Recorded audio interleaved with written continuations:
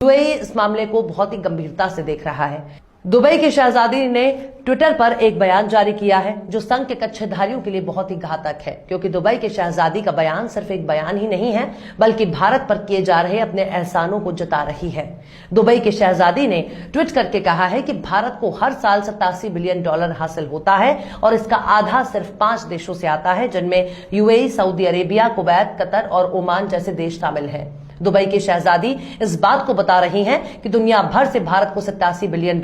हासिल होता है, लेकिन इसका आधा केवल 5 मुस्लिम देशों से आता है। दुबई की शहजादी भारत की नरेंद्र मोदी सरकार को इस बात का एहसास करा रही हैं कि देखिए, आपके देश की अर्थव्यवस्था विदेशी मुद्रा पर टिकी हुई है और उस विदेशी मुद्रा में आधा योगदान मुस्लिम देशों का है, क्योंकि मुस्लिम देशों में लाखों की संख्या में काम करने वाले भारतीय मौजूद हैं जिनके साथ धर्म के आधार पर वहां कोई भेदभाव नहीं होता। उनको एक मोटी पगार भी दी जाती है जो भारत के लिए अर्थव्यवस्था का आधार है। इस बात को भी बता रही है कि अगर भारत इसी तरह से मुस्लिम और इस्लाम का विरोध करेगा तो भारत का इससे बहुत बड़ा नुकसान होगा, क्योंकि भारत धर्म के आधार पर अगर हर किसी से भेदभाव करने लगेगा तो पूरी दुनिया से कटकर अलग हो जाएगा, जिसे ना देखने वाला कोई होगा और ना ही पहचानने वाला, क्योंकि किसी भी देश का वजूद तब तक कायम होता है जब तक वो दूसरों से व्यापार और कारोबार करता रहता है, वरना वो देश कंगाली के कगार पर पहुंच जाएगा।